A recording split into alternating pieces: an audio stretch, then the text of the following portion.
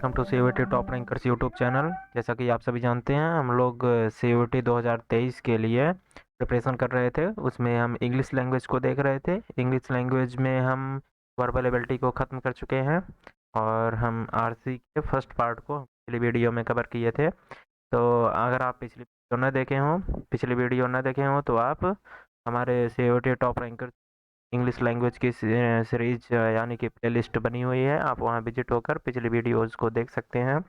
उनमें का लगभग एक आरसी पैसेज है। उसके बाद यानी कि हम तीसरे से शुरू करना है, उसमें हम दो पैसेज आपको बता चुके हैं वीडियो में।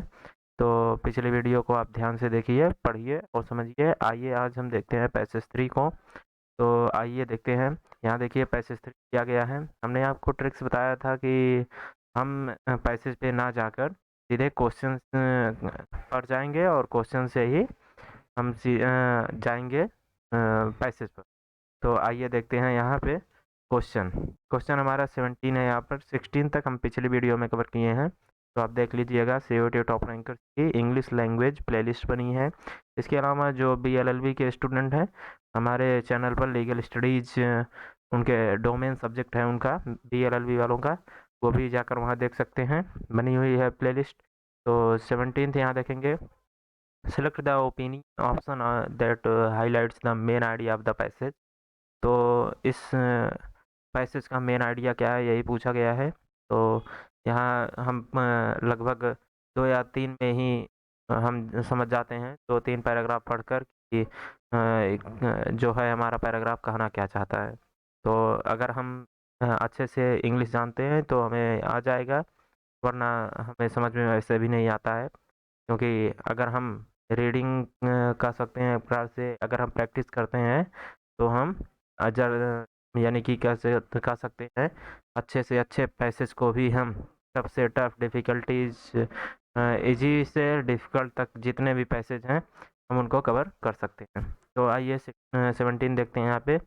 इस पैसेज का मेन आइडिया क्या है, डे ड्रीम या कन्वल्सिंग या फिर feeling of A love suit या नोस्टाल्जिया। तो यहाँ पढ़ना शुरू करते हैं हम। जो हमारा मेन आइडिया ये पढ़ने से ही आएगा, इसके अलावा कहीं दिया नहीं रहता है। तो देख लेते हैं। A pretty severe fit of indisposition, which under the name of nervous fever has made a prisoner of me for some weeks past, and is but slowly leaving me. He has reduced me to slowly an incapacity of reflecting upon any topic foreign to itself. Expect no healthy uh, conclusions from me this month. Reader, I can offer you only segments dreams,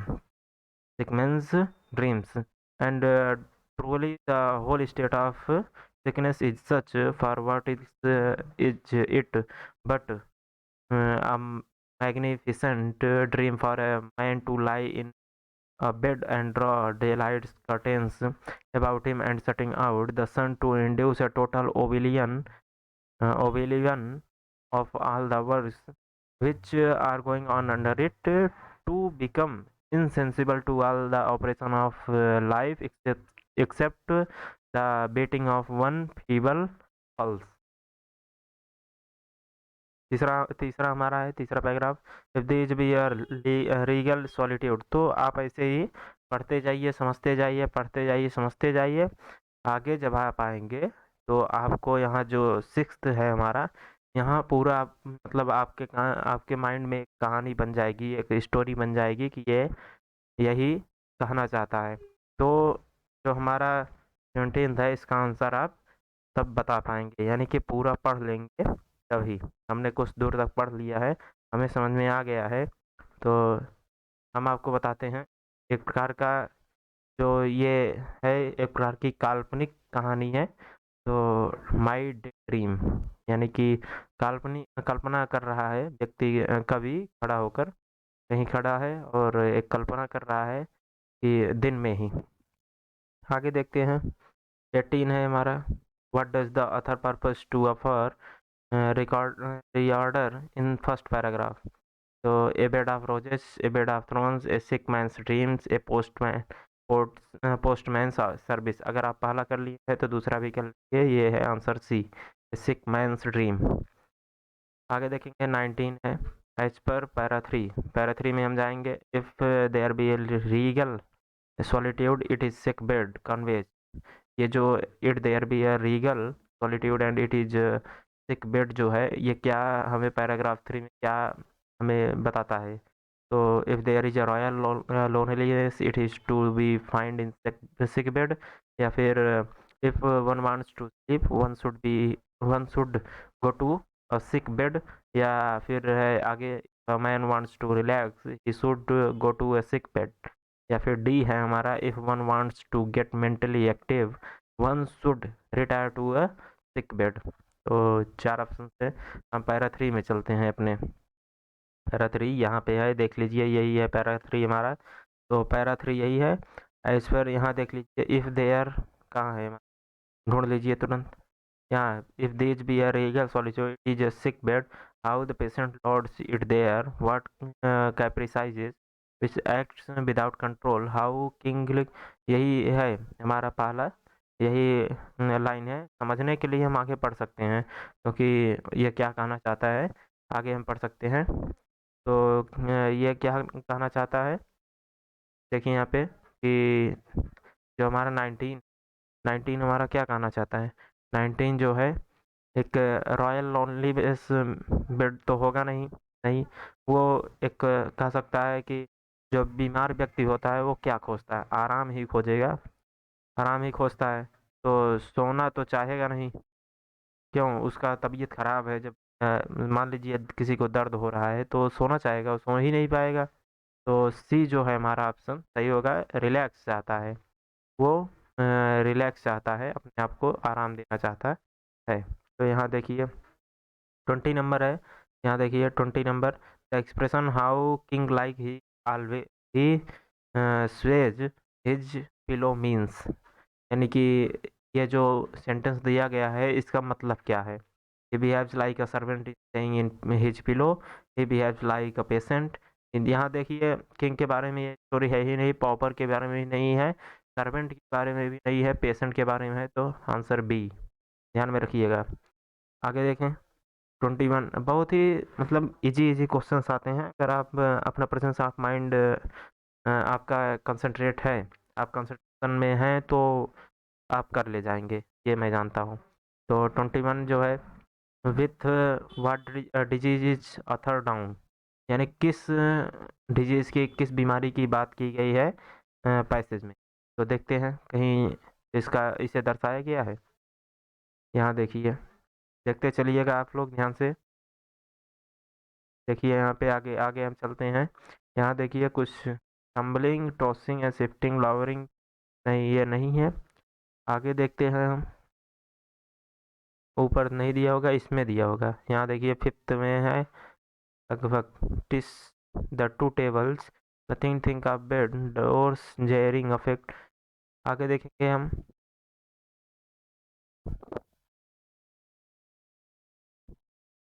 तो आगे हमारा देखिए, he changes sides oftener than a politician, obscurity contents mayor classroom.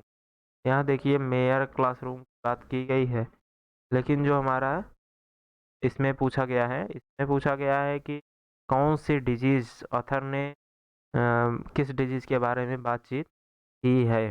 तो author ने किस disease के बारे में बातचीत की है, यहाँ देखिए जो यहाँ पहला है इसमें मिल सकता है, a pretty severe disposition in which under name of nervous fever, nervous fever ध्यान में रखिएगा, नर्वस फीवर है, he is made prisoner his but capacity reflecting, बस यही नर्वस फीवर दिया है हमें, हो सकता है कहीं दिया हो, आप लोग देख लीजिएगा, हमें नहीं मिल रहा है।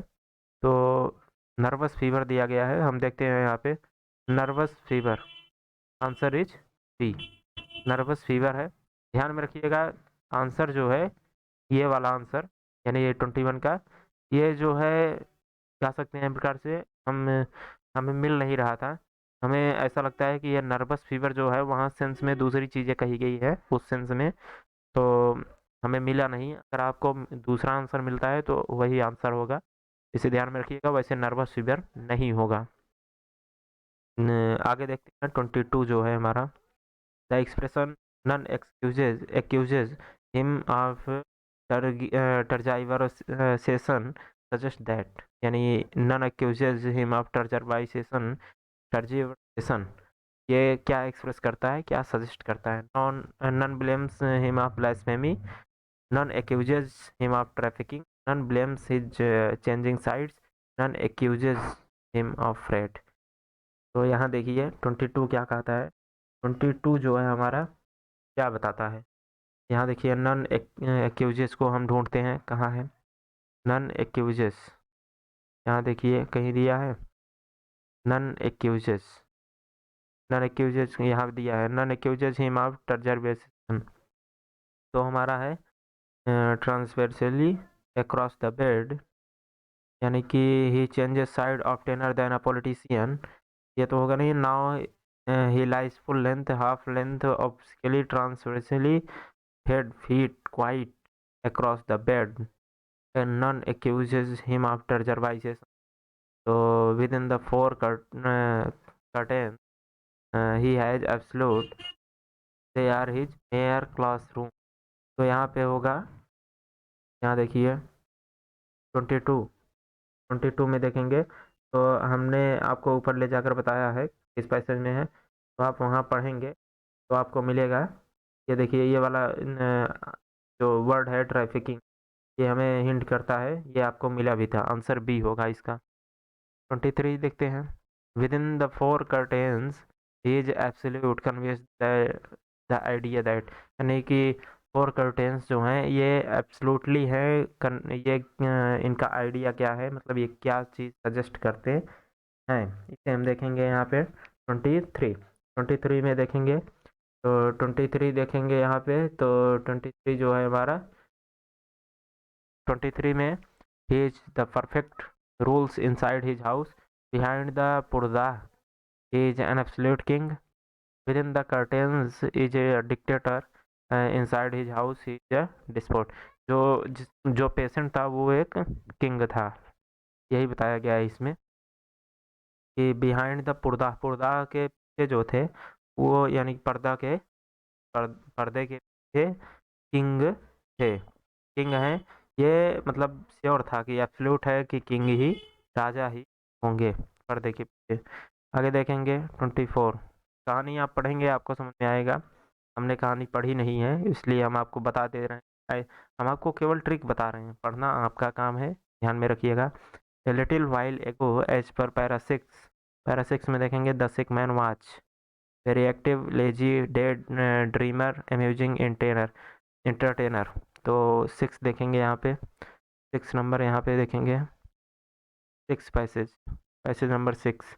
यहाँ देखिए a little while ago great eventless who, यहाँ देखिए कहीं दिया है dear Spain he was trudging about the man's errand 50 quarter town once jogging witness refreshing that solicitor। तो हमारा 23 जो है 24, यहाँ देखेंगे हम कौन सा नंबर था हमारा, यहाँ देखिए 24 था। तो पैरासिक में हमने जाकर देखा कि सिक मैन क्या था, किस प्रकार का व्यक्ति था, 24 टाइप पूछा है, तो वो डे ड्रीमर था। आप लोग जानते हैं ये जो पेन आइडिया था पैसेज का वही ये भी है कि डे ड्रीमर था, वह दिन में कल्पना कर रहा है, स्वप्न देख रहा था। तो 24 हो गया हमारा। आगे देखेंगे यहाँ पे, आगे देखेंगे अगला पैसेज है हमारा पैसेज नंबर 4। तो हम इसमें 3 पैसेज कवर किए हैं, पिछली वीडियो में हमने 2 ही कर पाया था, तो समय का अभाव था थोड़ा सा, तो ध्यान में रखिएगा। आगे आप पढ़ते चलिए, ऐसे ही हम आरसीज कराते चलेंगे, बहुत सारी आरसीज है, इनमें से कुछ आरसीज आपको एकदम ऐसे ही आपके पेपर में मिल जाएंगे, इसको ध्यान में रखिएगा। द हेन बर्ड, इसमें ये छोटा सा पैसेज है। उसके बाद यहाँ देखिए what is the main concern of the हेन बर्ड जो, यानी कि 25 देखेंगे यहाँ पे 25 जो 25 जो हेन बर्ड है उसका मेन कंसर्न क्या है। Hen bird just was to lay and see here to mate to her mate can not you find some place convenient laying my eggs. जो हेन है, मुर्गी है, वो अपने अंडों को क्या करेगी, फूड, भोजन में, शेल्टर में, यानी कि उसको खराब कर देगी, क्लाउड्स यानी कि बी के करेगा, सेफ करेगी, उसे सेफ्टी देगी। तो आंसर इज बी होगा। 26 देखेंगे, the expression it is continuously overflowed mean, इसका मतलब क्या है। इट इज कंटिन्यूअली, यहाँ देखिए दिया गया है, इट इज कंटिन्यूअली, यहाँ देखिए no see answered for it is continuously overflowed by tide am I then सोफिबल। यहाँ कुछ नहीं पता चलेगा, ऊपर अगर हम क्वेश्चंस को पढ़ लेते हैं तो हमें पता चल जाएगा। यहाँ देखिए, can not you find me some place convenient for laying my eggs and is not this replied he a very good place for purpose. तो ही आंसर्ड, यानी कि कह सकते हैं एक प्रकार से वो, एक प्रकार से इट इज ऑलवेज फ्लडेड, या it is never flooded, it is ever touched, it is never touched. तो यहाँ जो देखिए 26 है, इसमें हमने ऊपर आपको दिखाया कि फ्लडेड की तरह, यानी हमेशा वहाँ बहाव होता था, तो जो मुर्गी के अंडे हैं वो बह जाते थे, इसलिए उसने उस यानी कभी से एक थोड़ी सी जगह मांगी जो सेफ्टी के लिए हो, तो इट इज ऑलवेज फ्लडेड होगा इसका मतलब। 27, वाई डिड द हेन लाफ, यानी मुर्गी क्यों हंस रही थी, मुर्गी क्यों हंसी। तो because she was happy, she was going to be a mother, she of the mate's foolishness of his wisdom. बहुत ही सिंपल सा क्वेश्चन है, आप खुद कर सकते हैं, फिर भी हम आपको बता देते हैं। यहाँ देखिए, the hen laughed and said there is some considerable difference between you and the sea। ये बात ध्यान में रखिए कि हमारे और तुम्हारे बीच में बहुत ही थोड़ा सा अंतर है। यही कह के उसकी मतलब उसकी मूर्खता पर वो हंसी। आंसर इज सी होगा, उसकी मूर्खता पर हंसी, सी आंसर होगा 27 का, सी होगा। आगे देखते हैं हम 28। 28 देखेंगे, the tone of expression there is some considerable difference between you and C. Sadness तो होगा नहीं, जब हम एक दूसरे के बीच में अपने आप को बड़ा दिखाने के लिए या दोनों के बीच में डिफरेंस बताने के लिए करते हैं, तो उसमें सैडनेस होगा नहीं, वार्निंग भी नहीं होगा, जॉय हो सकता है, रिलैक्सेशन हो भी सकता है। तो सी और डी में देखेंगे, वन ऑफ जॉय होगा, आंसर इज सी। 28, 28 का आंसर इज सी, सी होगा, वन ऑफ जॉय। आगे देखेंगे 29, the mate nodded and kept quiet suggest, यानी कि जो ये वाक्य दिया गया है, या सजेस्ट क्या करता है, क्या सजेस्ट करता है, the mate nodded and kept, he did no accept and suggestion, he accepted her suggestion, turned down her proposal, he was helpless in the matter। बताइए क्या कहेगा। Mate nodded and kept quiet, mate nodded kept quiet का मतलब समझ रहे हैं यहाँ पे, शांति बनाए रखना। मेट नोडेड का मतलब समझ रहे हैं, ये यानी कि किसी चीज़ को ग्रहण करना, मेट नोडेड, तो अपने अंडर में ले लेना। तो यहाँ देखिए 29 है, 29 में यहाँ देखिए हम चलते हैं अपने पैसेज, यहाँ पैसेज को देखेंगे, mate and nodded, mate nodded कहाँ है देख लीजिए, मेट नोडेड, यहाँ देखिए, आपको इतना समय नहीं लगाना है। यहाँ देखिए, at this mate nodded and kept quiet, ये समुद्र से कह रही है, तो इसमें देखिए आंसर जो हमारा होगा 29 है। तो ये समुद्र से कह रही है, तो समुद्र को एक प्रपोजल दिया, उसके सामने एक प्रपोजल रख दिया, आंसर इज सी होगा। तो 30 देखते हैं यहाँ पे, what is this last less the author speaks. आगे देखेंगे हमारा पैसेज है, इसके बाद हम अपना फिफ्थ पैसेज देखते हैं, 5वां नंबर पैसेज। तो पुअर मैन के बारे में देख रहे हैं यहाँ पे। के बाद हम सीधे क्वेश्चन में चलते हैं। क्वेश्चन हमारा है 30 नंबर यहाँ है, देखिए 30 नंबर दिया गया है, what was the last letter the author speaks of. Last lesson में जो ऑथर था, द लास्ट लेसन पढ़े होंगे आप लोग, 12th में है। तो जो लास्ट लेसन है वो किस भाषा के बारे में बात कर रहा है, उसका ऑथर जो है किस भाषा में बात करता है, तो फ्रेंच भाषा में बात करता है। Why were the old man of the village sitting in the back of the room.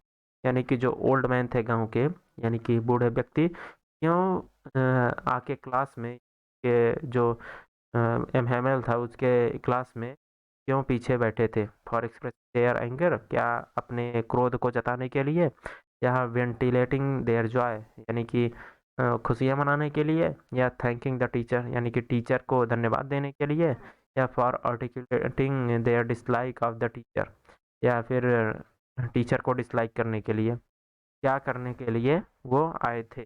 31।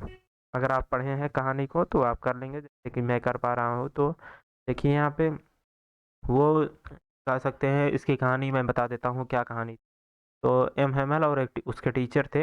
M Hemal पढ़ना लिखना बहुत कम पसंद करता था, जाता था वहीं घूम टहल के स्कूल में चला आता था। उसके टीचर बहुत परेशान थे उससे। एक दिन एम हेमल आया और वो लास्ट दिन था वहाँ के, कह सकते हैं उस जो छोटा सा देश था उस पर उसने किसी ने कब्जा कर लिया था, यानी कि बाहरी कोई आक्रमण हुआ था। तो वो जो थे वो फ्रेंच भाषा में बोला करते थे, तो उन पर फ्रेंच को हटाकर कोई एक और भाषा उन पर थोपी जाने लगी। तो इसी को लेकर वो अपने, कह सकते हैं उसमें, स्कूल में बैठकर बहुत ही सोच रहे थे। और जितने ये जो टीचर थे इतने दिन फ्रेंच इन लोगों को पढ़ाए थे, इसलिए वो थैंक्स कहना चाहते थे, इसलिए वो आए थे। उस दिन सभी दुखी थे। 31 हो गया। 32 देखिए यहाँ पे, I heard my name called. I heard my called, हाँ देखिए इसका मतलब क्या है? The author sense of surprise, author sense of shock, disturbance of sadness. इसे पढ़ने से पता चलेगा। यहाँ देखिए द माई नेम कॉल्ड, यहाँ देखिए कहाँ दिया गया है, माई name called.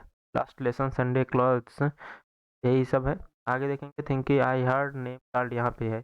While I was thinking of all this I heard माई नाम के, ये सरप्राइज है, यानी कि मैं कुछ सोच रहा था, अचानक से टीचर ने मुझे बुला लिया। तो क्या होगा?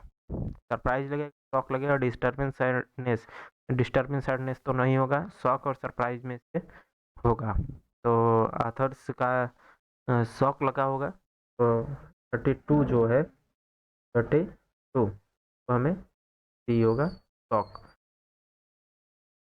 33 देखेंगे यहाँ पे, it was my turn to recite suggest.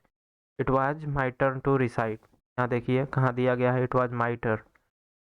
यहाँ देखिए it was my turn to recite, यानी कि ऑथर ने यह कहा कि यह मेरा कह सकते हैं ये मेरा नंबर था, वह मेरा नंबर था जब टीचर ने हमें बुलाया। It was the author turn to recite poetry, it was his turn to solve the problem, and turn to tell rule of the participle, and turn to sing a song. यानी कि लेखक को किस लिए बुलाया गया था? तो लेखक को हम बता दें आपको कि एक किताब दिया गया, उसमें से कुछ पढ़ने के लिए कहा गया। तो 33 जो है, 33 का ऑप्शन होगा बी, ऑप्शन इज बी। कुछ उसके प्रॉब्लम एक कह सकते हैं, उसको कुछ पढ़ने के लिए दिया गया, फिर उसको बोर्ड पर बुलाया गया, एक प्रिंसिपल को दिया गया सॉल्व करने के लिए। तो 34 देखेंगे यहाँ पे, who is called poor man in the extract, so man, French teacher, speaker, traveller. इनमें से कौन, इनमें से कौन पुअर मैन था? पुअर मैन इन इस एक्सट्रैक्ट में कौन था? इतना तो आप लोग जानते ही होंगे कि पुअर मैन कौन था। पुअर मैन फ्रेंच के टीचर थे। तो हमारा ये लेक्चर यहीं समाप्त होता है। आपको हमने 3 पैसेज इसमें कराए, 2 हमने पिछली वीडियो में, 5 पैसेज हो गए।